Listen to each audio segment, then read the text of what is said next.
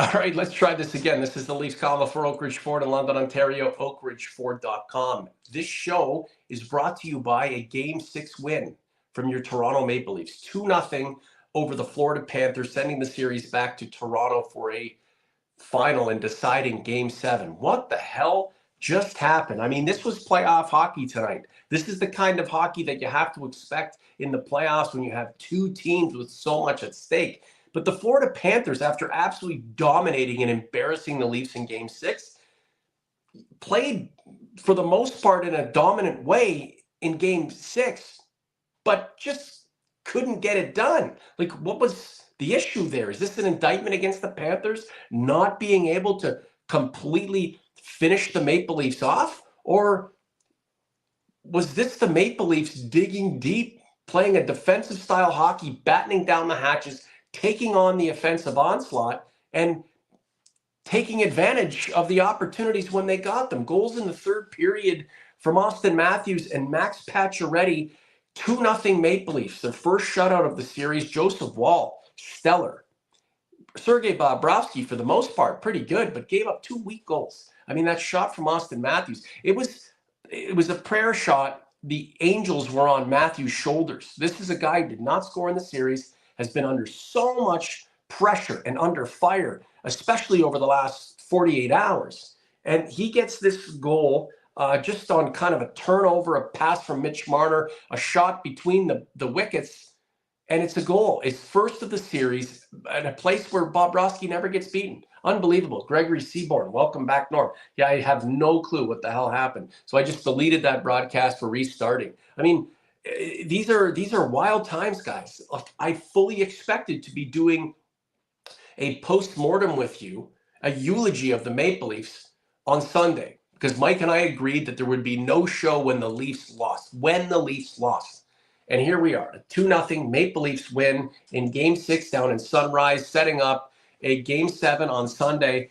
Absolutely insane. Sergei Bobrovsky looked like he had found his footing, and this was a guy who was showing the kind of excellence that we've seen from him in playoffs gone by, winning him Vezina trophies, and he gave up 2 weak goals. For sure, one of them was really weak. The other, arguably. I mean, even the Max Pacioretty goal. I mean, how do you not stop that? Goes through under his arm, and it's 2-0. I mean, that was big. I mean, Max Pacioretty's a big guy, and he took that Bobby McMahon pass and just redirected it through the arm, under the arm of Sergei Bobrovsky. It wasn't the greatest goal, but it's just weird how this Panthers team obliterates the Leafs in Game 5 and back at home can't get it done. I mean, the Leafs were under siege all night long, but it just wasn't enough.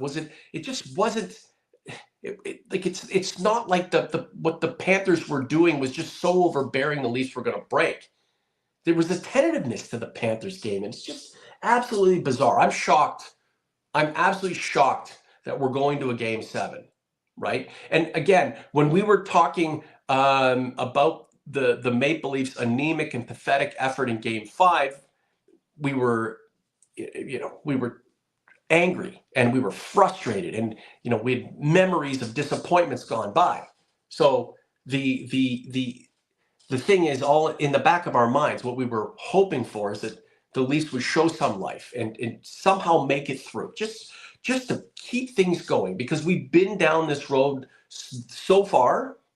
We want more, even if we were skeptical that more is to come. Yet here we are. I know that you guys are in the chat. You want to talk a lot. Mr. Augello, Waga, New York.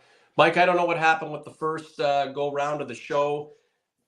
I don't know if it's the hockey gods wanting us to not talk about this, but what a bizarre game.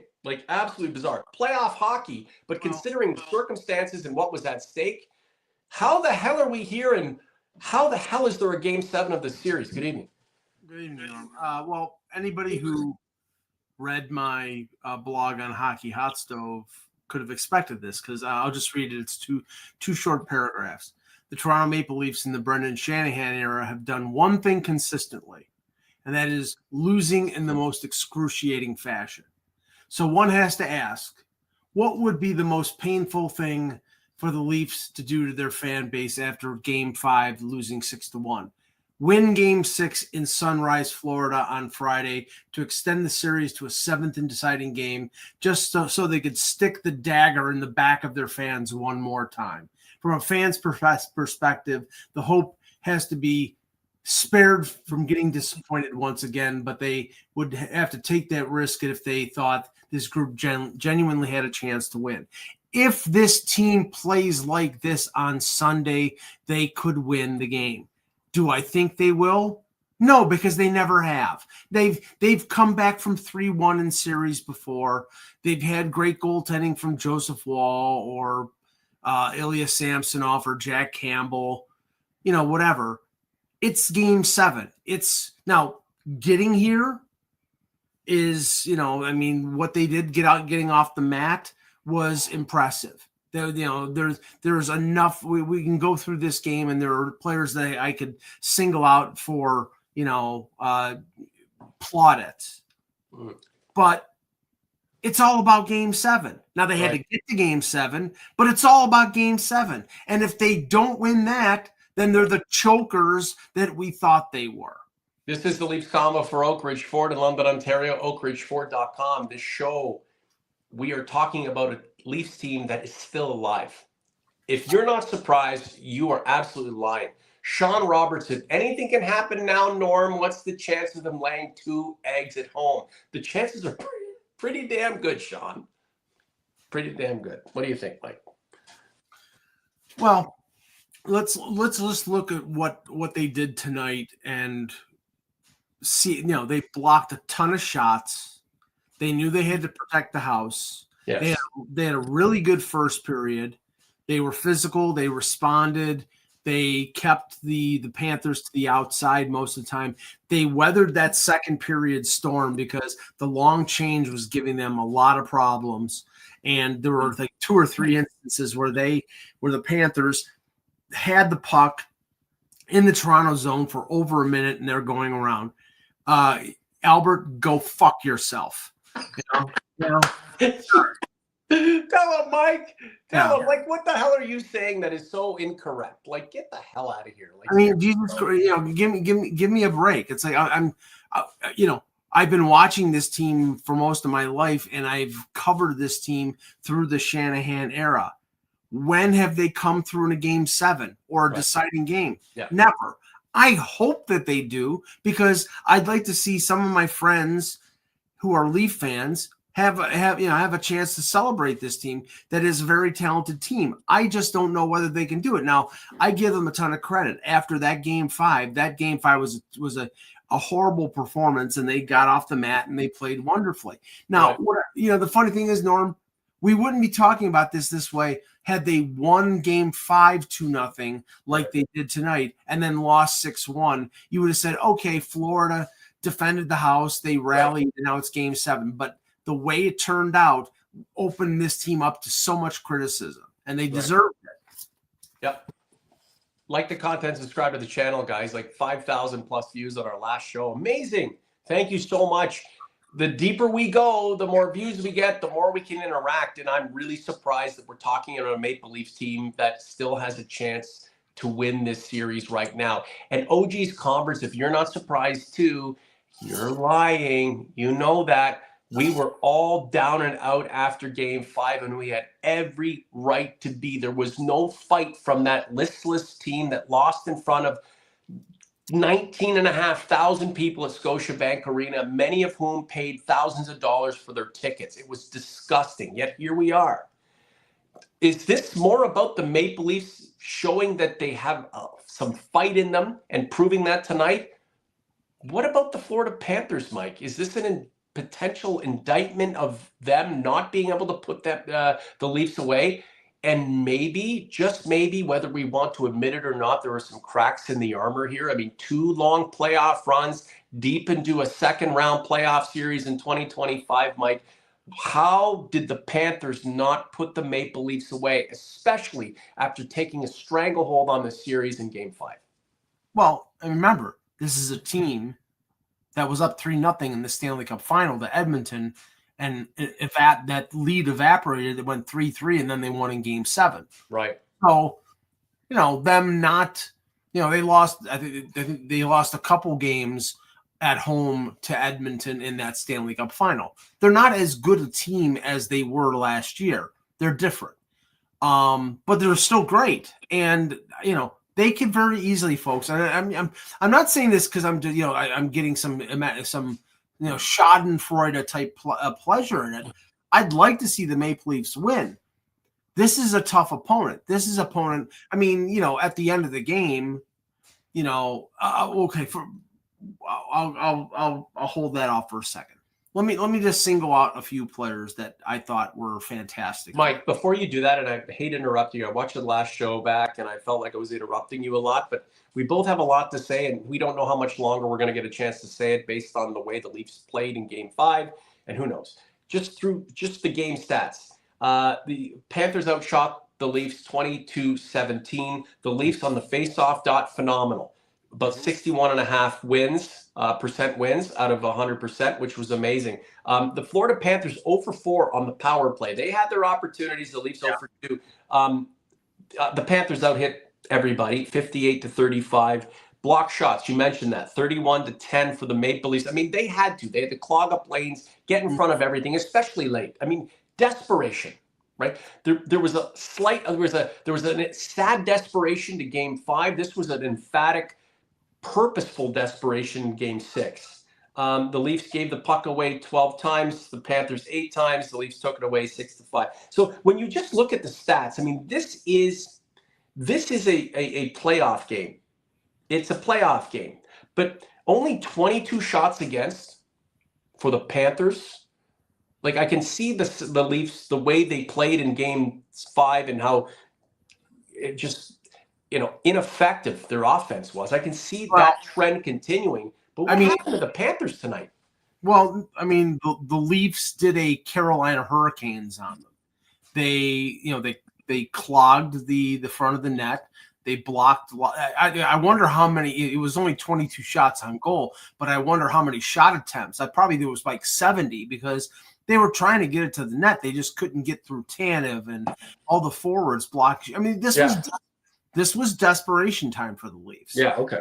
But Wall wasn't overly busy, but he made a couple big saves, and like last year when Samsonov got hurt and Wall was the guy, or no, Samsonov didn't get hurt. He played terribly when Wall was the guy until he got hurt after at the end of Game 6. He was playing great. So the goalie that played great in Game 4 and the goalie that played great in Game 6, the Leafs have to hope this time around he doesn't get hurt before Game 7, which I don't think he did, and that he can repeat the performance that he did tonight. Now, on defense, the pairing of McCabe and Tanev is just, you watch the way that pairing works on the PK and 5-on-5. They're not great offensively, but they're so good in their own zone. McCabe has got a mean streak to him. Tanev is just, they know how much of a key Tanev is, and that's why they're hitting him constantly. They were fantastic. And I'll tell you something right now. Simone Benoit, every Leaf fan was like, when he took a run at Marchand and he almost got him, and then he got into Kachuk's face at the end when he tried to go at Wall at the end of the game. That's what this team needs. Not like, slashing at somebody's ankles or whatever. Just like, okay, I'm going to go at you, and if you go at my goalie, I'm going to go at you too. So he was fantastic. And up front, that was Scott Lawton's best game as a Leaf. He was great in terms of just his tenacity along the boards. He made some really nice plays. He was on the PK. Right. There was desperation in his game, and it was his best game. Yeah. Just looking at the stat sheet tonight, not a point from the defense crew, but 4 blocks from Benoit, 6 blocks Tanev, 3 blocks McCabe. And McCabe wanted some justification tonight because his face assisted on one of those fucking Florida goals in Game 5. Yeah. So, And you know, Spike 11 is right, too. I was going to include him, but Bobby McMahon had his best game of the playoffs. yeah, for sure. Carlo, 1 block. Riley, 3 blocks. Oliver Ekman-Larsson, 4 blocks. Mike, like 10, 13, 14, 17, 21 block shots from the defenseman tonight. It was a workman-like effort, and it garnered a workman-like result in favor of the Maple Leafs. Here's the thing. This is the kind of hockey we want to see. But after what happened in Toronto in Game 5, you have to take it seriously because the Leafs are still alive and it's pushed them forward to a Game 5. But what the hell? Yeah, well, I mean, where was this type of effort on home ice in Game 5? Like, I don't understand how a team can go from just completely out of it, completely listless, and just disengaged from the reality of the situation to being here now and just being so present and being able to somehow in this game where there wasn't a lot of offense and not a lot of opportunities, pull it out on enemy ice. This fucking game and this fucking series does not make sense. No, well, I mean, here's the key. Game 1, they came out with their hair on fire and got up 4-1, and then pulled away. I think it was 5-4 was the end result. Game 2, they came out comatose, and they were lucky that Pacioretty scored that power play goal at the end of the first period, and then they responded to the Marchand goal and they won. I think it was 4-3. So game 3 and game 1, they came out really strong and took leads. Tonight they came out strong, but they didn't want to open themselves up to possible counterattack. They were excellent on the PK, and they had a 0-0 going in the third period. But tonight was more like game 1 and game 3. It was like they started quick, they were active, they were engaged. In game 2, in game 4, and in game 5, I don't know what the hell. It was like they took Somonex and they didn't wake up until the second period. And in game 5, by the time they woke up, it was 5-0. So right. It's like now I would think that they realize the winning formula here in game 7 is come out strong. Don't let Florida right. take the onus, take the if they do that, they're playing right into Florida's hands. Okay. So does anybody want to bitch about Joseph Woll tonight? Come on, have at it in the chat. Please. We're here for it. Yeah. Hello, crickets? Anybody want to bitch about that guy? Yeah, well, I mean, right. It's like I said in my column, in game 5, it wasn't Joseph Woll's fault. In the first period, he was the best Leaf on the ice. They had 14, Florida had 14 shots on goal. We've fallen in love with Anthony Stolarz. He got on a run. They helped get them through the first round. And great. And you know what? If the Leafs win this series and get through to play Carolina and Stolarz returns and has to save the day, great. These guys are equal in my mind. This is Woll's time because Stolarz was hurt. It's not right. And that was, Jesus, how many times did I say during the regular season, the number one goal for this team, the number one thing that they have to do is find out whether Joseph Woll is the number one. And, I understand they wanted to win the division, and Berube was more comfortable with Stolarz because he's a veteran goalie. But we knew this was going to happen. We knew if it wasn't a concussion, we couldn't predict that. It would be a knee or something. The guy has always gotten hurt. And that's the reason why, Joseph Woll, it was important. Now, he got more games this year in the regular season, but really, he should have been the goalie from the very beginning. Stolarz got him through the Ottawa series. I'm not taking anything away from that, but I don't know whether Stolarz would have won Game 6 and would have played like Woll did in Game 4. I don't know if he was capable of that. So right now, Game 7, for better or for worse, Leaf fans, your fortunes are on the shoulders of Joseph Woll. And That's a good set of shoulders to be on. His head's in the right place. When he got pulled in Game 5, you see his face. He did. But Wall is a gentleman. Like he's not a guy who wears his emotions on his sleeve. Anthony Stolarz might be more of that type. Wall kind of looked like, I could have done better. I'm apologetic, but deep down, I'm still confident. Alex, where are you from, by the way, Alex? The most courageous and outstanding win of this Maple Leafs generation so far. We may look at it as such when the Leafs win this series. Well, Game 6, okay, and just Game 6 last year, they played a fantastic game at home to force Game 7 against Boston. Everybody remembers of that game was Joseph Woll got hurt on the last shot, stopping a puck when they were up by 2 goals that he didn't need to try to stop because they had already won the game. And then he couldn't play, and Samsonov did. But there have been instances along the way where they've played great and forced deciding games. It's the deciding game that's the big thing, folks. It's this was great. This was a playoff style victory. They did everything right. They outworked the Panthers. They didn't take, they took a couple penalties in the first period. I'm wondering, is this a repeat of Game 4 where the 4 power plays in the first period? But the whole point here is they were capable of playing winning hockey in a win or die scenario, Norm. And now they've got to play that way in Game 7.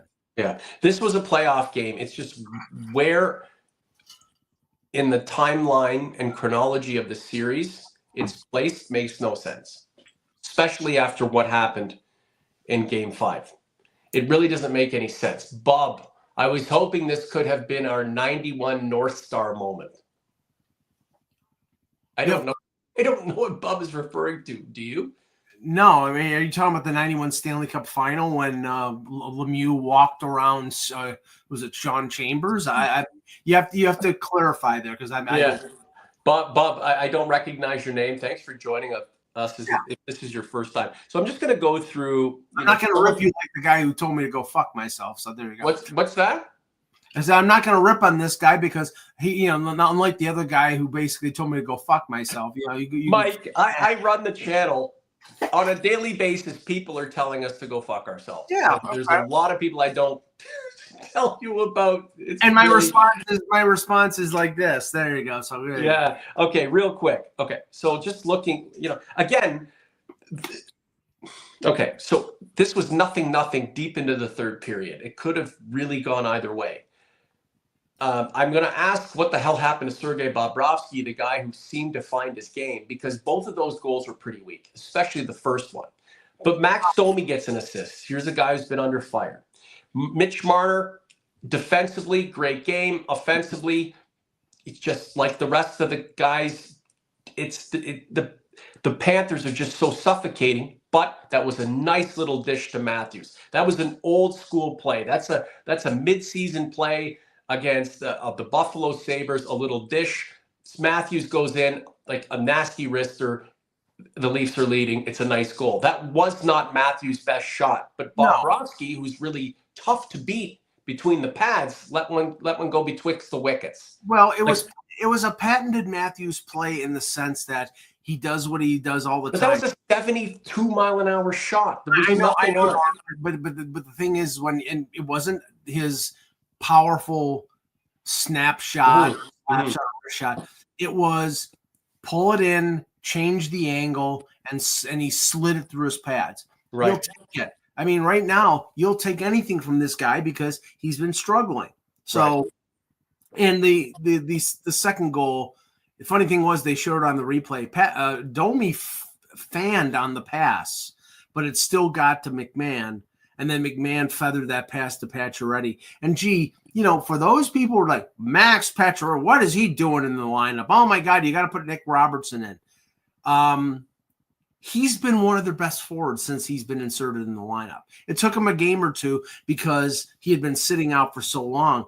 But are you telling me you look at what he has done in the last few games and you wouldn't want to re-sign him on a 1-year contract? Right. want So that guy. you win or lose with Max Pacioretty. You signed him for one purpose: to score goals like that. That is just the quintessential power forward, right time, right place kind of effort, resulting in a goal.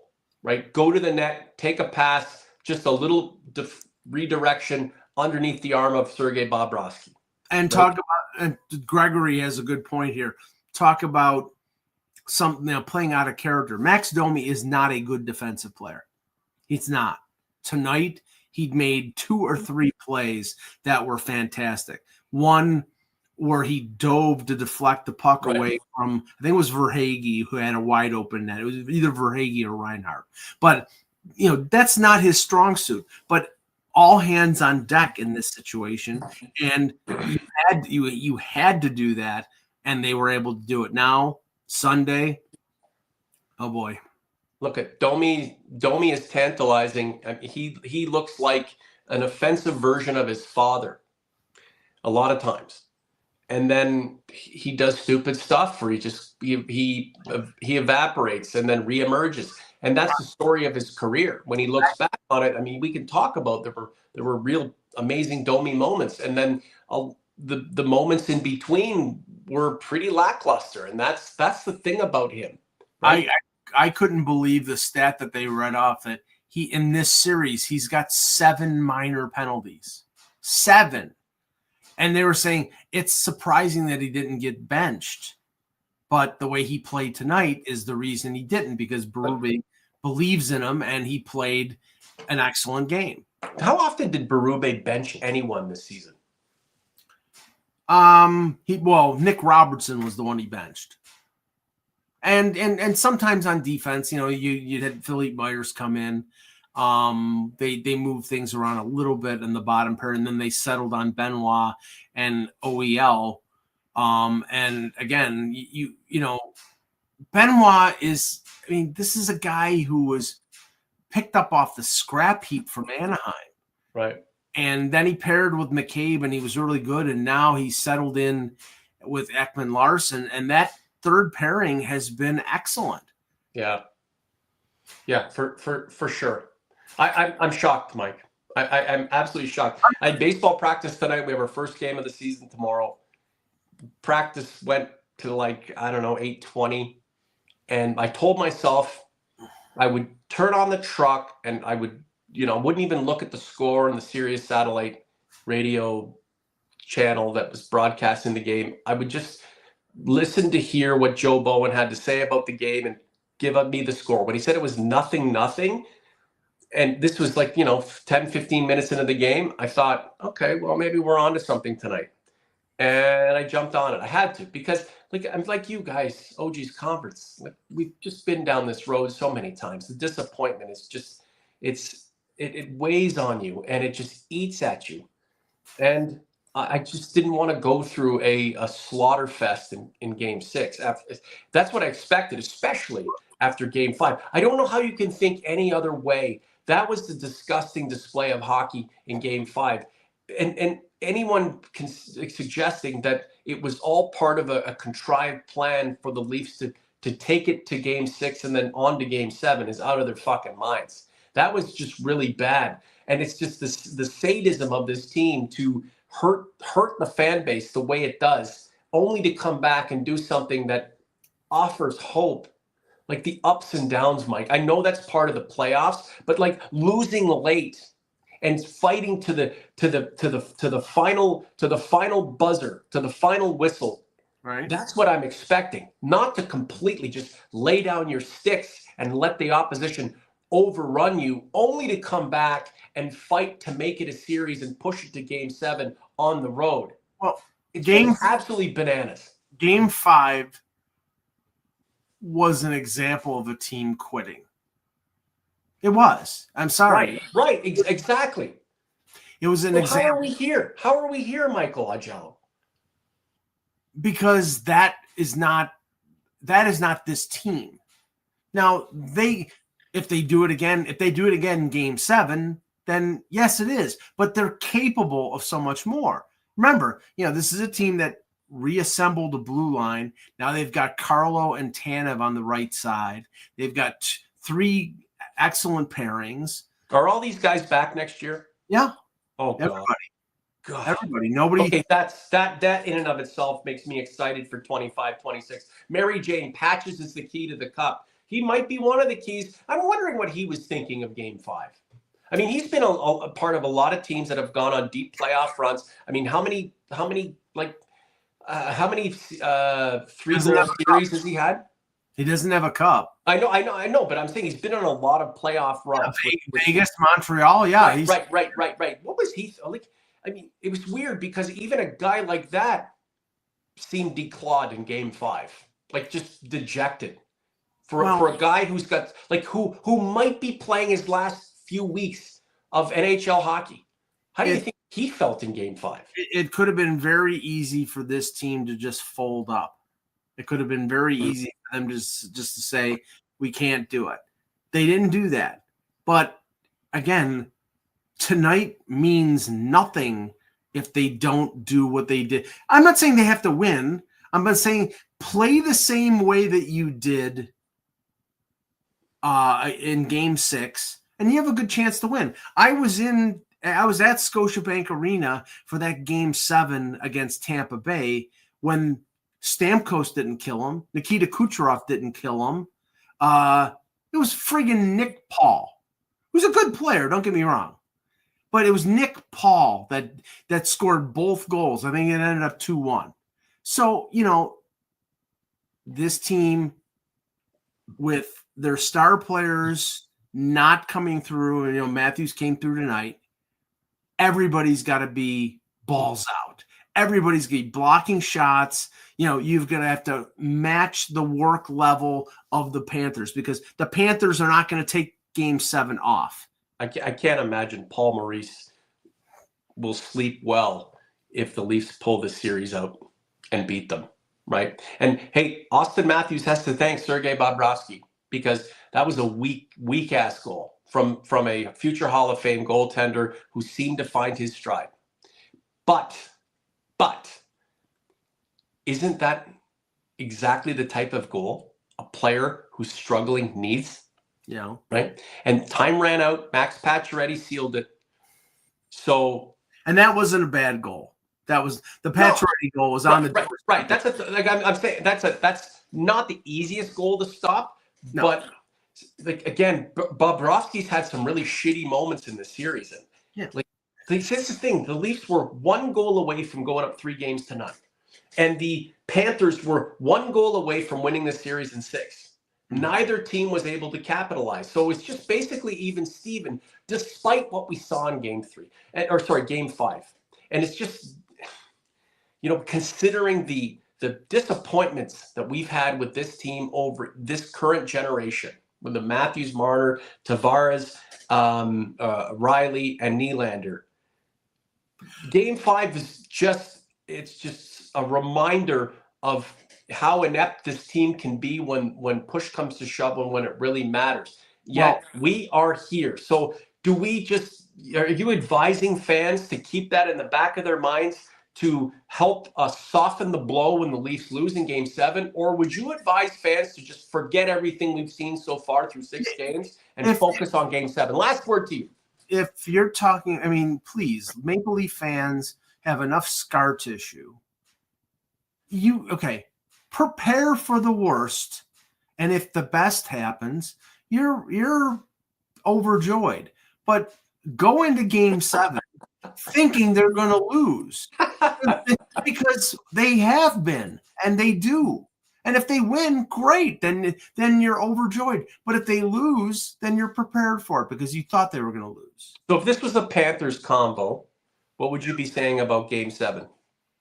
We kicked their ass in Game 5. We can go up in Game 7 and kick their ass. And you say that because they've proven it. Yes. They've won. They blew a 3-0 lead and won a Game 7 in the Stanley Cup Final. Nothing phases this team. They've got, and they added Seth Jones and Marchand to replace some of the players that they lost in free agency. This is a really good team. How come they couldn't put it away tonight? I think the Leafs outworked them. There was more desperation on the part of the Leafs. I was surprised of the Panthers tonight that they couldn't put this away. After the leaving Toronto after Game 5, do you think they felt like the Leafs were fucking with them? And that there's something wrong with that team? Maybe the flu is running through the dressing room, and that's not the Leaf team that we're going to see in Game 6? Or did they feel like with Brad Marchand's success against the Leafs, did they feel like, look, play our game, we're going to win this thing? Maybe they thought that the Leafs were done. Maybe they thought mentally the Leafs were done. And, sometimes when you think your opponent is done. Well, they thought the Oilers were done last year. You don't try as hard. Now, you're gonna get full-on Florida Panthers in Game 7, and you got to be prepared for it. And if they do what they did tonight, which is a lot of stick checking, a lot of, deflecting the puck away, using your speed. They're not the fastest team in the world. Slip in a hit here every once in a while. You got a chance to win. Right. If they play like they play tentative coming out of the gate, like in Game 5, that is death. So we should probably wrap it up. John Henderson, Hockey Hot Stove is now the home for Leafs Nation. That's music to your ears, Mike. Yeah, we had some people in our forum chatting about with the game, and we'll be doing that for Game 7. It'll be fun, guys. Whatever I can do to support Hockey Hot Stove, please let me know. John B, keep Leafs in a Toronto hotel room Saturday night. He wants them to be quarantined and away, away from everybody and focused on the task at hand. I don't think it really matters where they are and who they're with. No. They all understand that, and even the new guys know. They know. Mike, what would you rather? The Leafs have bowed out tonight, so we can just get on with our lives, or this team losing in overtime in Game 7? And does that change your perception of how the season went? I mean, I would have, and folks realize I think they're going to lose Game 7. If that's the case, then you may as well have lost tonight. I would love to see them win Game 7 and continue to go on.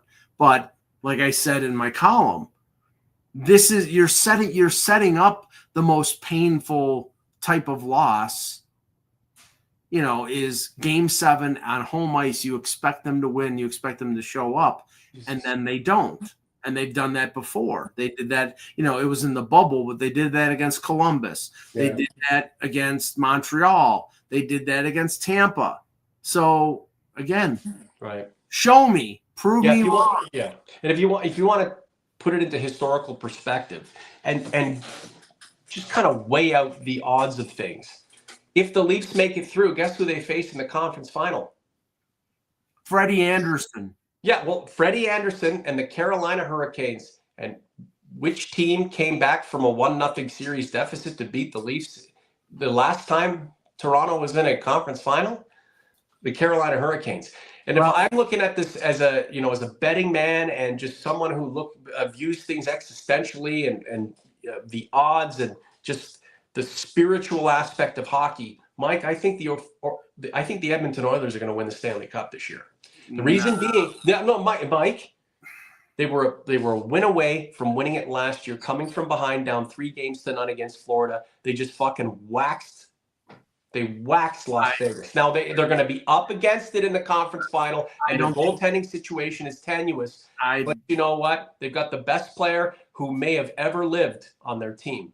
No, please. I don't think they're getting by the Dallas Stars. But one little note here, and this is a concern for all of us, and and concern for all Leaf fans. Chris Johnston from TSN reports Craig Berube said he isn't sure Matthew Knies will be healthy enough to play in Game 7. Matthew Knies is not the reason the Leafs win this series. He's in. Great. If he's out, he's out. I see. I can't, Norm. I can't be that blasé about that because Matthew Knies has arguably been their best forward.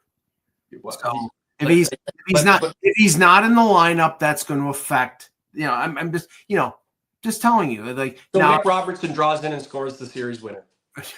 Okay. Why not? I'm not. I hope so. I hope so. Why not? Why not? We haven't heard from William Nylander lately. Like that, he's due.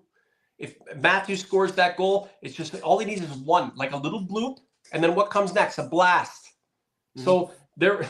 Put Ryan Reeves in the lineup. Just stay. Well, not for Game 7. Stay tuned. OG's conference. Stay tuned. Game 7. I figured the series could go 7, but just not this way, especially after Game 5. It bugs me. I'm just trying to rid it from my system and forget about it. It's hard not to. And even if the Leafs win this series, guys, Game 5 is going to bug me.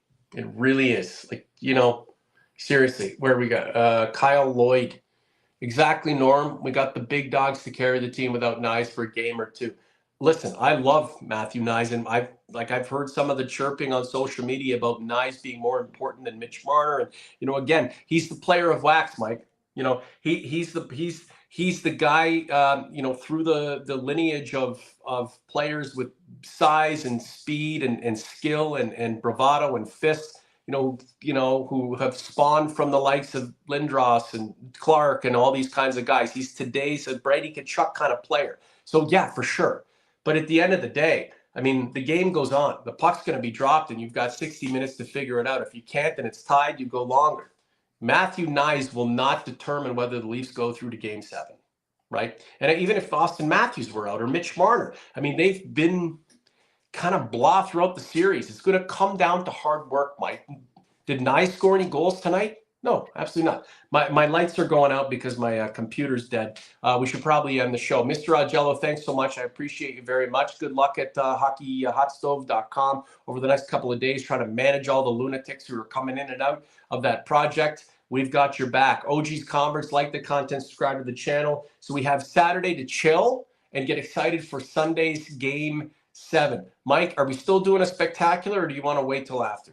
I would think we would wait until after the game. Okay, so guys, this is your content through Saturday and early Sunday. We'll see what happens after the game, and win or lose, Mike and I will be around. So thank you very much for being here. It means so much. For Mike in Buffalo, I'm Norman London. The Leafs Convo for Oak Ridge Ford is out. The Leafs are alive. Game 7's coming up. We'll see you soon.